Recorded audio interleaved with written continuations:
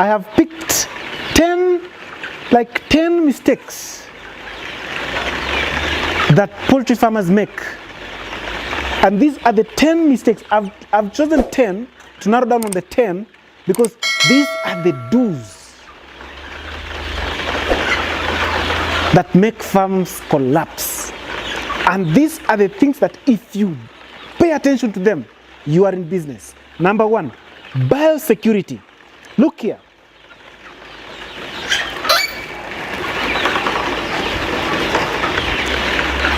Are you noting anything?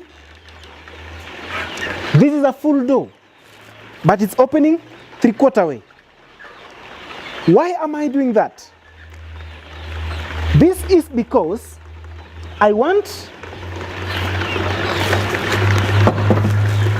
when I come from outside, I will simply come, disinfect my feet, then I will get into the farm, into the chicken house. You can see how dry this place is. This is the main source of diseases entering into the flock house.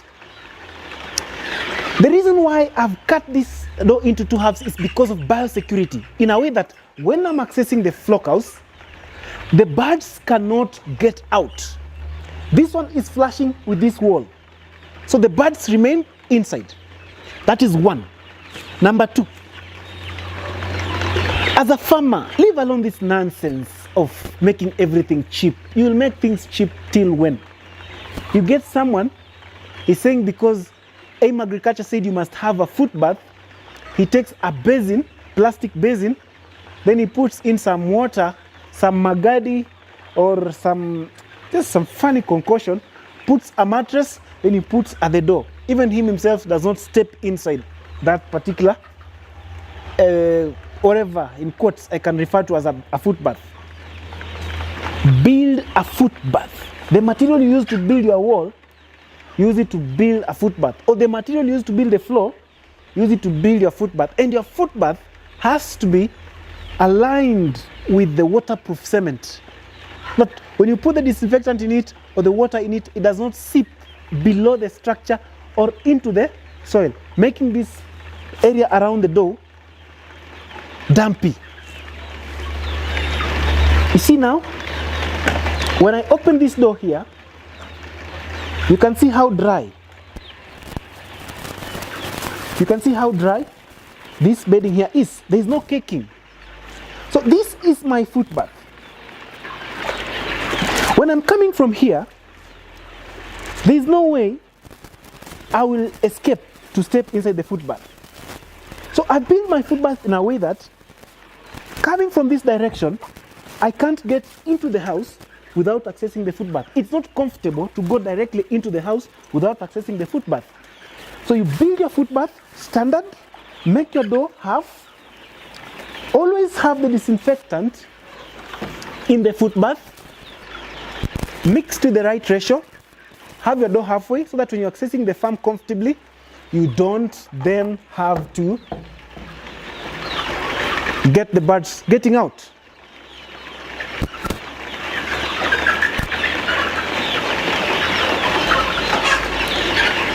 Apart from having strict biosecurity measures at the door, you should also have strict biosecurity measures at the gate. Limit visitors coming to the farm. Not every friend must have a look at the chicken. My farm is next to my house. I have so many friends. They will come but see my birds on the camera in the sitting room or the living room.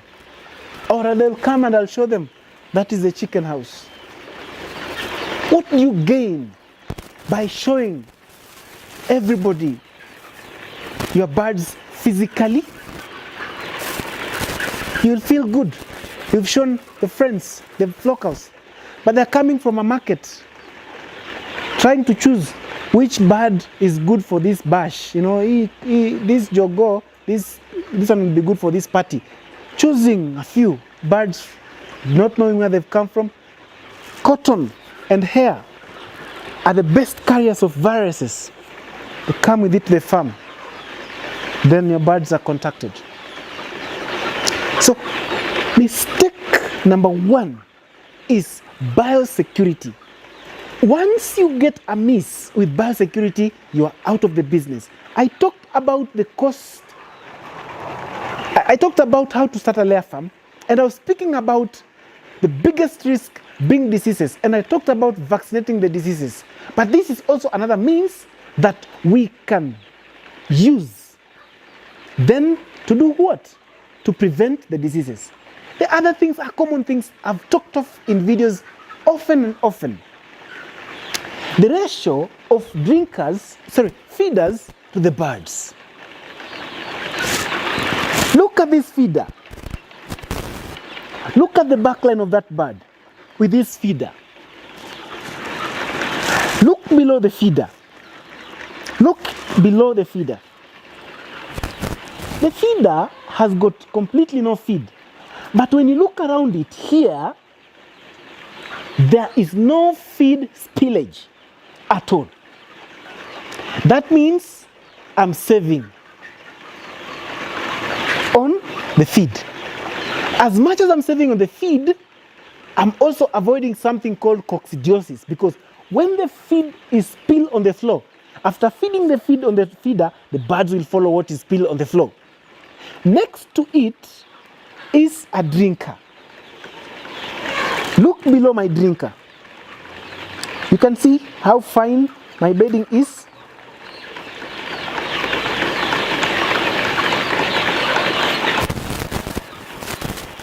Someone will say, I've chosen the best drinker. Let me take it to another drinker next to it. Look at this one.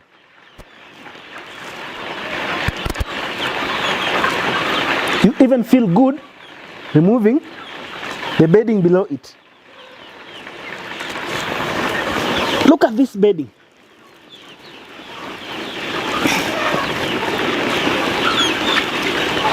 Do you see any caking here or lambs?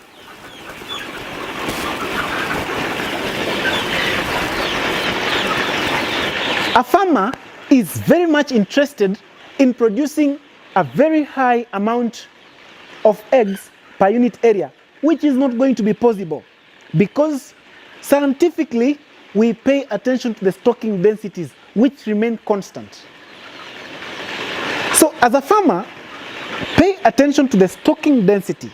I spoke about it in the previous video when I was talking about starting a layer farm and comparing it to the broiler farm, whereby I was saying we need 6 birds to 10 birds per meter square, but this should correlate to the ventilation.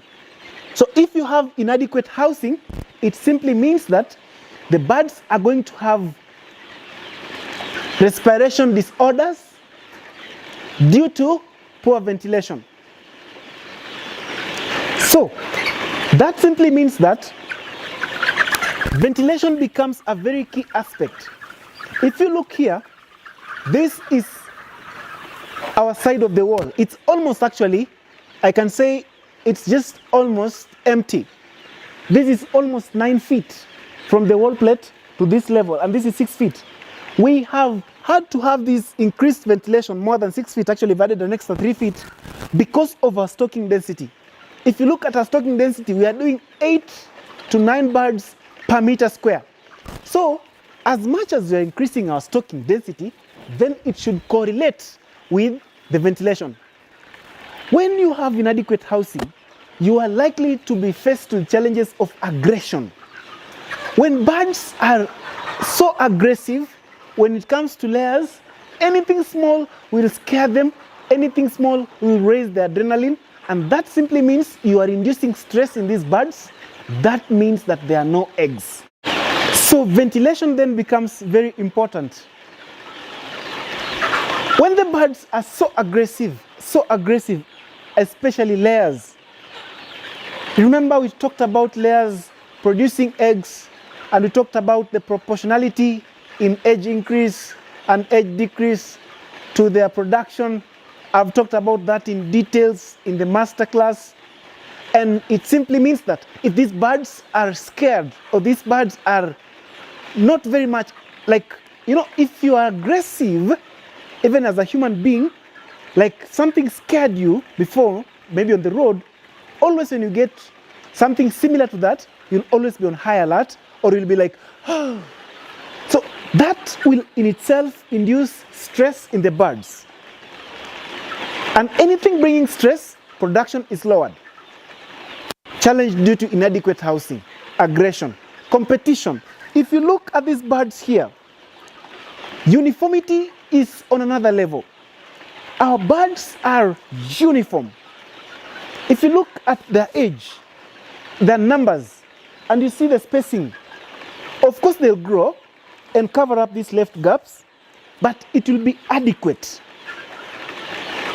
If you look at our structure, we have ventilation this side, and to my far left, it's a complete wall. There are no windows here. But get the trick. If you look at the distance from the floor at this point, whereby at this point we've got no ventilation, like no wire mesh. So if you look at the distance from here up to the roof, or where the iron sheets are, the distance is so extended. Why are we doing this? Hot air rises. By the time this air rises, it does not get in contact with the roof faster. Because when this air rises, this air coming from the birds is full of ammonia. Ammonia gases. Ammonia gases are the biggest problem that bring about respiratory diseases, CRD, chronic respiratory diseases. So this gas, we have increased the distance that the gas will move from the birds to the roof. So as it keeps going up, the higher you go, the cooler it becomes, and the more it gets diluted, then it will escape to the other side. So if you have a similar structure being built in an area that is not very hot, let me say it's a warm area, or it's a mid-range, because we are in the mid-ranges, then you can have an extended ventilation on the other side, which is now going to 9 feet, and an extended roof on the other side, simply because we want to have a free flow of air, so that you can minimize stress, aggression, competition, and most likely CRD. So inadequate housing is another challenge. Do the right number of birds per meter square, be it broilers, be it layers, be it kienyeji improved. Number 3, the other common mistake, or the other big mistake that farmers keep doing, cheap feeds. And in capital letters, I'm referring to it as cheap feeds. These are commercial layers. We are in egg business. For a whole 100 weeks, there's no shortcut. You can just reduce the cost of production per bag of feed. And how do you reduce that cost of production? You are not going to incur the cost of marketing, packaging, branding, getting those approvals, because you're not doing commercial feed production, you're making feed for your own home consumption. Those 4 factors are the only factors that will reduce when you make your own feed, simply because you got the secret formula that these feed companies have. So you can make your feed at home. But when you say that you want to cut the cost of feed production, like to the lowest point, there are things that, in the masterclass, for those ones who have happened to enjoy the feed formulation masterclass, I told you in the class that whether you do what, or no matter how you go about it or around it, certain ingredients must be used in certain amounts for birds at certain ages, so that you can get the optimum results. Be guided by the digestible crude protein percentage. What is it that is required in chick feed? What is it that is required in grower feed? And what is it that is required in layer feed?